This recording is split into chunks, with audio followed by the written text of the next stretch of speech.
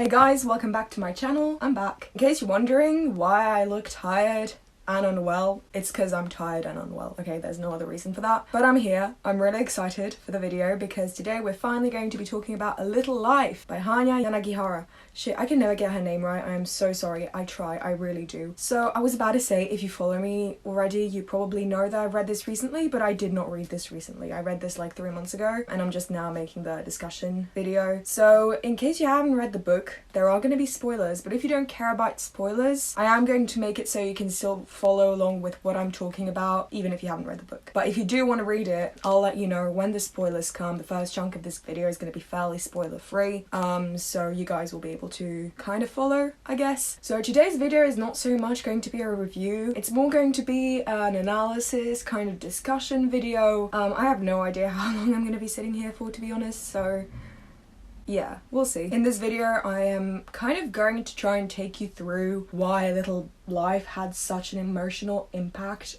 on so many people. I mean, even if you haven't read the book and you've just heard of it, like, you've probably heard of it because you've seen people cry about it on camera. Like, that's probably how you know about it. And it's true, like, a lot of people did cry. I didn't cry. Not because I don't have a soul, just because I've almost never cried for books. So yeah. In this video, we're going to go through a brief intro, tell you kind of what it's about. We're going to cover the main themes, character studies, writing style, etc., and kind of work our way up to, hey, everyone sobbed. Here is why.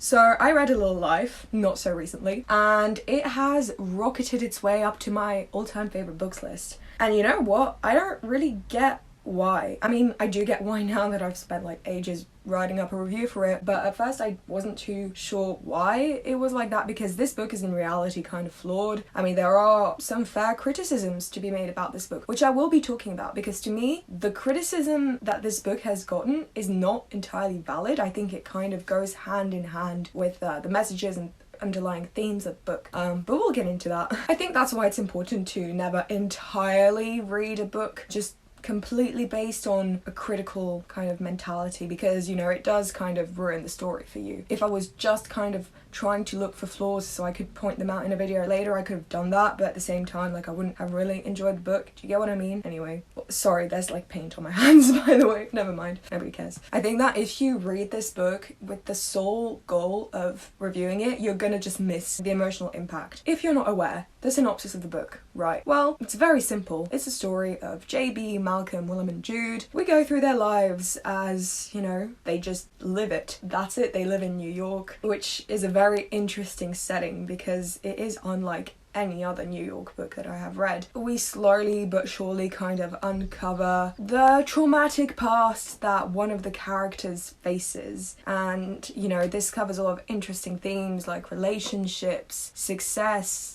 happiness, what is the good life, toxic masculinity, all that good stuff. So I'm going to be talking about it. Would like to say though, if you are interested in reading this book, please look up the trigger warnings. It can be very traumatizing. If you want to read it, look up the trigger warnings, do yourself a favor. Let's start with the flaws in this book. I'm going to be white knighting the hell out of A Little Life because a lot of criticism has been made, but I would like to address it and kind of respond to it, almost like I'm defending my own book. I understand where the people who made these criticisms are coming from, but I don't think they're valid. So one thing a lot of people had an issue with is the pacing. If you are not used to reading really long books with very slow pacing, if the last book you read was like, I don't know, some sort of really fast-paced YA or even a fast-paced not YA, and you go straight into this expecting to have something kind of fast and entertaining, you're gonna have a really bad time. Now for me, that wasn't a problem at all, because Hanya Yanagihara is a fantastic writer. She knows how to create suspense. She is very funny. She's got a fantastic command of metaphor. So for me, I was, a lot of the time, like the first 400 pages or so, I was more entertained by the actual writing, like the words on the page, than what was going on.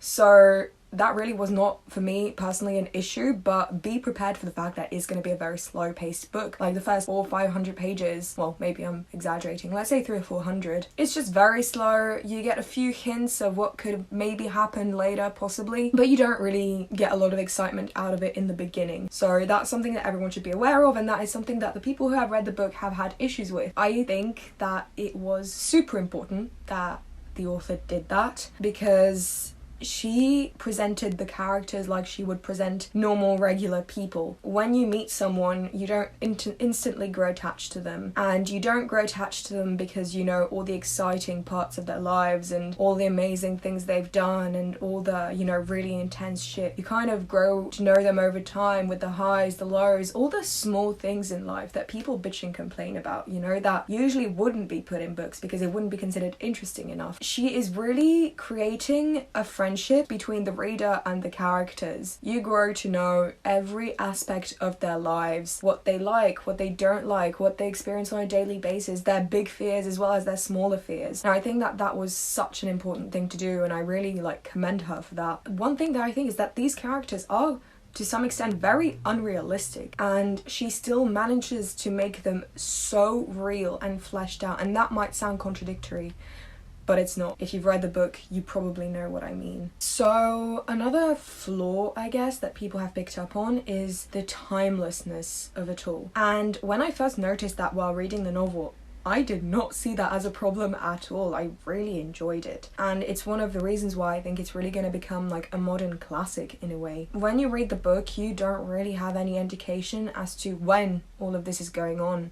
People write letters, write emails, so there is some technology, but not so much. It's very vague. The time frame is extremely vague. Even the writing makes it kind of difficult to place the time kind of era where this is written. I thought that was amazing. It does give it this kind of whimsical almost value to it. Hanya Yanagihara did say in an interview that she wanted kind of this fairy tale aspect to it, and I think that adding this idea where this novel is completely devoid of time was a very good way of doing it. It really does give a fairy tale-like substance to the novel. The author has described the experience of writing it as being somewhat of a fever dream. You know, she wrote this in like 18 months, I think, and whether that's conscious or not, like this lack of time just does give the same reading experience as it must have been for her to experience the writing and creation of the novel. So I thought it was amazing. Some people didn't like that. I mean, I don't see why that's a problem. Like, I really don't, but keep that in mind. That is a criticism that has been made. And I also think that the lack of time really does emphasize one of the points of this novel, is that, you know, humanity and human emotions and relationships, like, they don't have a timestamp, they don't have an expiration date. People are going to be people no matter when it is, and I think that's why it's going to become like one of those modern classics, because people will be able to somewhat relate to this story in 100 years, and people would have been able to relate to this 100 years ago as well. So yeah, the time is another thing that people have been bitching and complaining about.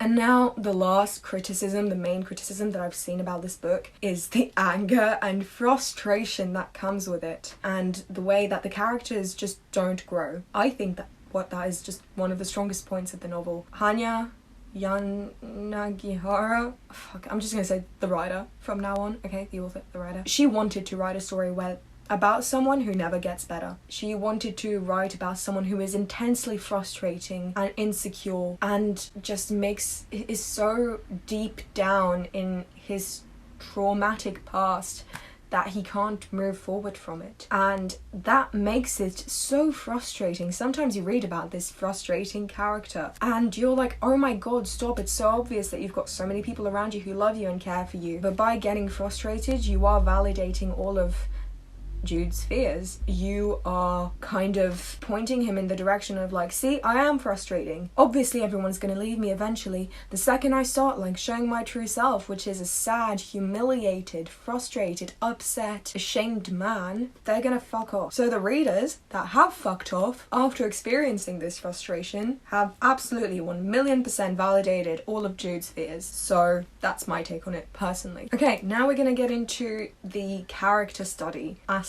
of the video, because this is obviously a very character-driven novel. I'm going to be obviously talking about JB, Malcolm, Jude, Willem, but also the villains, Dr. Trailer, Brother Luke, Caleb, and the saviors, Harold, Andy, Julia, that kind of shit. So let's get into it.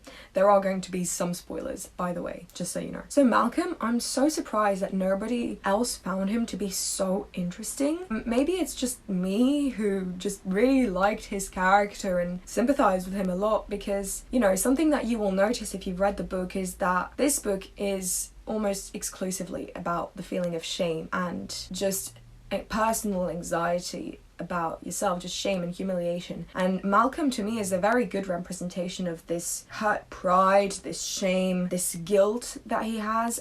He is very wealthy, his parents have a lot of money, and because of this, you know, he thinks that he needs to live up to these kind of parental expectations. His sister is the favorite, so he will also have to do better than his sister, and a lot of people see him as nothing other than the son of so-and-so, and with that he just loses a complete sense of identity. He doesn't know who he is. Without his parents, he does not know who he is, because his parents have made him, they want him to be successful and have kind of made him into this idea of what they want for him. He likes architecture, but he has no passion for anything. Like, when you read from his chapters, it's like, I don't know who I am, I don't want to get with any girls or with any guys, I have no drive, I have no passion, like, I hate this situation. Like, it's very bitter. It's very, it really does present this feeling of shame of like, I would be nothing if I didn't have my parents, so who am I really? Like, they're not going to be here forever, so what's going on? It's very easy to look at his life and think, wow, he's got it so good, his parents are so wealthy. I don't think so at all. It's just, you know, his entire worth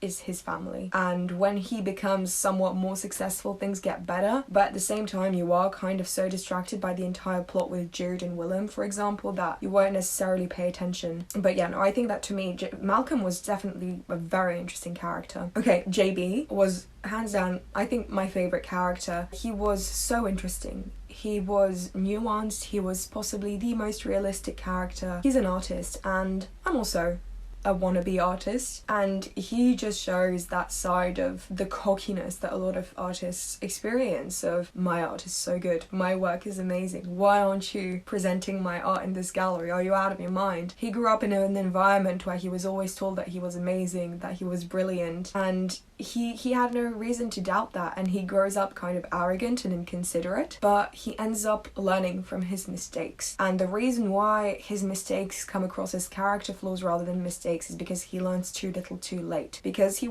wasn't given the kind of education before, he learns about it as an adult. And when you're an adult, bad decisions carry so much more weight, and certain things are expected from you when you're grown up. And he kind of needs to figure all that shit out by himself, because his family never taught him otherwise. His mother was never like, hey buddy, that shit is wrong, stop it. Okay? And JB's story is so sad. I mean, as he grows up and experiences more, he becomes more and more self-aware, and his ego, I wouldn't say it goes away, but it just becomes so much more fragile. And as he becomes more and more self-aware, comes more and more self-loathing. And for someone who grows up thinking they're the bee's knees, to make mistakes and learn from the mistakes and kind of realize that they're not all that, I imagine that would be kind of upsetting. And again, shame, guilt, anger comes into the story. He gets into drugs. The drug story is absolutely just so sad. He is so completely in denial when it comes to his drug use, and you know, a lot of addictions do come from a sense of shame and guilt and humiliation and self-loathing, and he just has this escape, and I think it's so sad. I know a lot of people hate JB because of the way he treats other people, especially Jude, but JB is definitely a character that I feel really, really sorry for. I think that he is almost the only character who grows throughout the novel. Yeah, he fucks up, but he kind of does learn from his fuck-uppery to some extent. Honestly, JB is an amazing character, and I'd encourage people who hate him to kind of look a little bit more into why he acts in a certain way. Okay, so let's talk about Willem for a second, okay?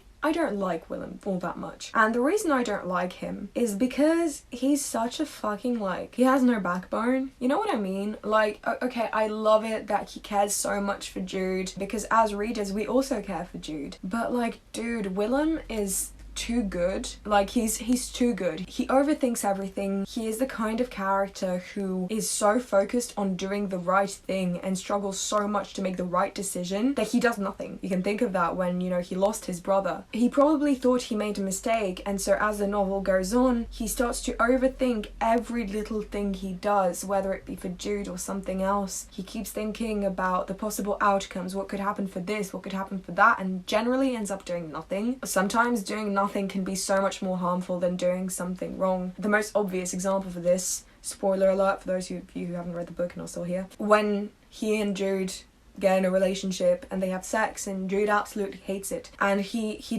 goes along with it because he is convinced that, you know, if he stops then he has nothing else to offer Willem and Willem will just leave him. And Willem kind of has a suspicion that something is going on, but because he is so focused on not fucking everything up, he just doesn't say anything. And in turn, Jude has to relive his traumatisms and go through the sexual experience that for him is horrifying. And the thing is, it's difficult to be mad at Willem because he is just a human being with an unusual amount of empathy and compassion. But sometimes when you have too much of that empathy and compassion, it's very easy to just do nothing because you're scared of doing something wrong. It's very easy to fuck up. It's very easy to hurt people unintentionally. I wasn't the biggest fan of Willem, but I understand why he is the way he is. Yeah, Willem is extremely, like, he's got this moral righteousness about him.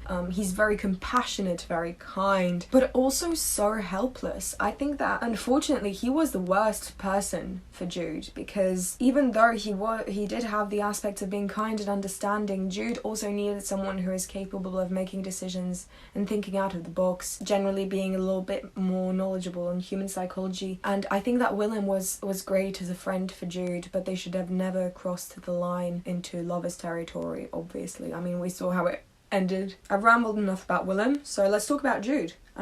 The character that everyone just fucking cried about. So Jude is essentially the main character. He's shy, he's quiet, he's reserved, he is extremely traumatized, and for the majority of the book, the reasons for that are so unclear. You don't know why he is so reserved, so shy, so anxious, determinedly afraid of everything, and the writer will occasionally drop hints here and there, and that's how I say she's really good at suspense. Every now and again you'll hear, oh, Brother Luke did this, and oh, I remember Dr. Trailer, and I don't want to. These hints that progressively get bigger and bigger and bigger until they're no longer hints, a fucking truckload of trauma thrown at you and the reader. To me, Jude, and this might sound weird, is not a character.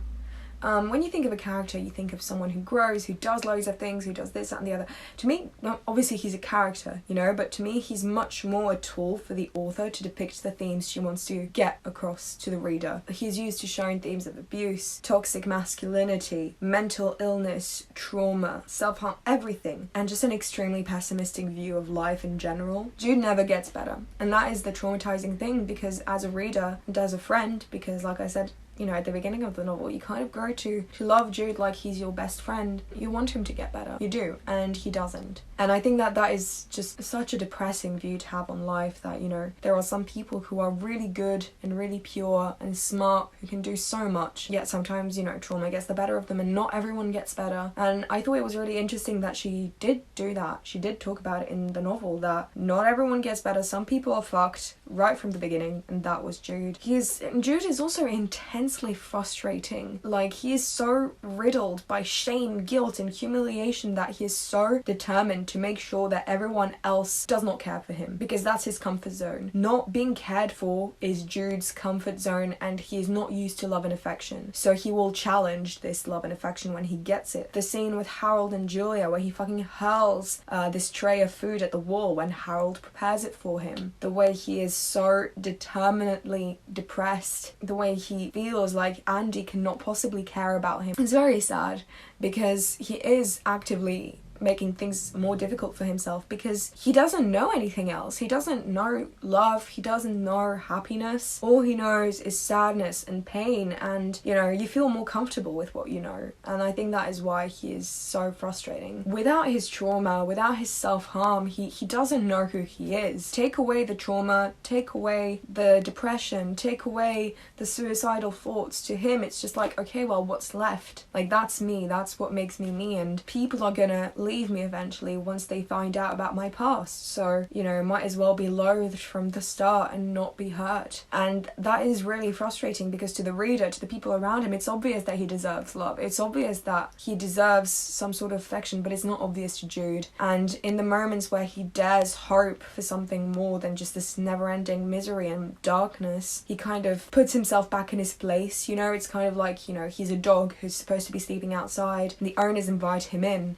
He comes in for a second and then rushes back out to the doghouse. It's very upsetting to see how far deep he is in his own insecurities. I think that the way it was brought into the whole aspect, this new take on toxic masculinity that I've mentioned earlier. I mean, Jude has experienced a huge amount of trauma, and in our society, men generally deal with anger and trauma by externalizing it, because it's not seen as a good thing to be fragile and have emotions and be sensitive. Like, generally sensitive guys are, it's unfortunate, but a lot of people take the piss out of sensitive guys, and he has been in an environment where he's been beaten up, where he's been raped, where he's been constantly abused, so he is frightened of taking his anger out on someone else, and from such a young age he was taught unhealthy coping mechanisms, and again, that's all he knows. So he takes that, internalizes it all, and when he needs to lash out, he'll lash out on himself, because there's no one else who can take the blow for him. And I think that that was a very clever way of doing things. I think that it would have been a very different novel if it had been written from the point of view of a woman, because women, for all the things that, you know, we have in society that are just not fair, it's more accepted for us to have emotions and to be sensitive. If it had been a woman, she would have had a much easier time accepting that she's sad and fragile and needs help. Jude can't do that, because all he wants is to be accepted, not loved, mind you. Like, he's scared of that, but he does want to be accepted and validated. So he can't very well go out and be like, hey guys, like, I'm really depressed, I need help, I'm hurting inside, because he really wants to conform to society and just become part of the crowd. And being part of the crowd means no trauma, means, oh well, no apparent trauma anyway. So, sorry, I'm rambling now. Let's just move on to the other characters, okay? Some other characters that I would also really like to talk about are Harold, Julia, and Andy. They're essentially Jude's protectors. I really liked Andy's character, and again, like all the other characters, we get this notion of shame and guilt. Doesn't quite know what to do with Jude. He cares about him enormously, and in my opinion he is one of the best characters for Jude, because he looks out for him in such a huge way, but at the same time he thinks that it is his entire responsibility to ensure Jude's safety, but he doesn't manage, and that makes him feel so ashamed of himself. Harold is another character who I think has one of the saddest stories of the novel. I mean, he's outlived both his son and Jude. So, you know, Harold has this immense guilt and shame, as opposed to his son, who he couldn't save, he couldn't protect, and he adopts Jude, and Jude also leaves him. So not only does Harold feel this immense guilt as opposed to his son, but now he also feels like he's wronged Jude when Jude was, you know, doomed from the start, really. And Harold, being such a kind man, it must have been so difficult for him. I mean, talking about Harold makes me really sad, so we're gonna move on. Julia and Anna are the only main female characters of this novel, and they don't get much apart from the fact that they're also protectors. They're also there for Jude, and I think that the lack of female protagonists in this book was deliberate, in a sense where, had Jude had a bigger female influence in his life, he would have had someone to guide him on an emotional point of view, because a lot of the men in this story suffer from this kind of inability to express their emotions, because for them it's almost forbidden. This novel that features almost exclusively men, I mean, I'm sure that wasn't an accident. That's it. I don't have much more to say about Anna and Julia. So now let's talk about Brother Luke and Dr. Trailer. They are the classic fairy tale villains. They have no good in them, just pure evil. That's it. There's nothing more to them. It's not like Caleb, who has a family who loves him, who finds love of his own, but yet was such an evil monster when it came to Jude. Caleb was the sort of character who I struggled to understand, to be very honest. It seems so strange to me that someone could be so cruel towards one person and yet be completely normal. I really enjoyed reading about Caleb because I was just constantly bewildered and shocked, because I didn't really understand what drove him to be such an evil bitch, you know? If you guys have any ideas in the comments, like, let me know. But Caleb was definitely a very complex character that I don't fully understand. Now that we've discussed the characters, I would like to discuss the writing style, the themes in more depth. Slowly, we're gonna get to the point where I explain to you guys why you will break down. One of the things that I really loved the most about the book was the writing. It was beautiful, it was whimsical, it was simultaneously fairy tale-like and absolutely terrifying. She uses very flowery language in a good way, but in a very kind of brutal way. I mean, she has a lot of references to nature and the beauty of life, but then uses incredibly violent language, which I found to be so interesting and really kind of solidifies this idea of like beauty is terrifying and all that bullshit. You know what I mean. So the themes have already covered the idea of toxic masculinity and societal pressure on men that literally just fucked Jude over completely when he was already going to have a hard time. The idea of love is brought about in a very interesting way. I mean, the reason that people love Jude is out of pity, mainly, because Jude is so afraid of being himself that a lot of people can't really love him for who he is because he doesn't show any of it. And it brings about a very interesting question. Is it okay to love someone just because you pity them or because you feel sorry for them? Jude doesn't think it's valid. But then you could argue that wherever the love comes from, it doesn't matter. It could be pity, it could be because you find them interesting. I think that it's almost like a deeper form of love, really, if it stems from pity, because you don't need them to be amazing or great or successful, even though Jude is successful and all that shit. But, you know, whether it comes from pity or not, love is still love, and the emotion is there and it's very real. And I think that's a very interesting question to which I'm not really sure I have the answer. But then again, that's kind of the point. So another aspect of this book that I thought was very interesting was the whole notion of success. Everyone strives for success. New York is a place where you are expected to be successful, and all these characters are incredibly successful. I mean, dude, they all live their dreams and yet they're so fucking miserable. And sure, that's not a new thing, but in this book it was done like quite differently. I think that it is very interesting that she chose to make her characters entirely successful and make them this success stories, a lot of them coming from nothing to achieve amazing things. So yeah, I really liked that. Just success is presented as what it is, nothing more, nothing less. It's there on its own rather than adding value or removing value to somebody's life. So finally, we're here. Why did we all get so upset? Why did 90% of the people cry while reading this? Well, the first thing, and probably the most obvious one, is the shock value.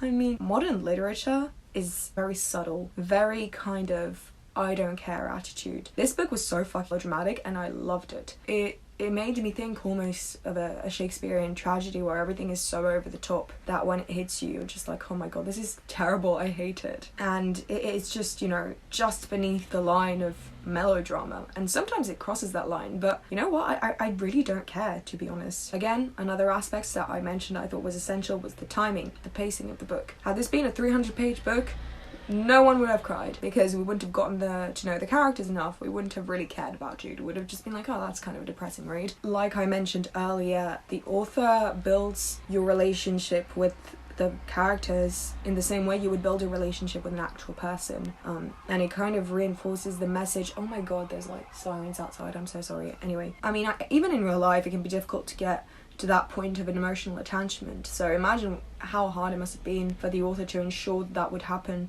with fictional characters. I think it was so important that she made the pacing so slow and gradual. Another thing is obviously the language. The language is beautiful. I'm someone who is very touched by beautiful writing. I'm someone who really, you know, if this book had had different writing, I wouldn't have cared so much.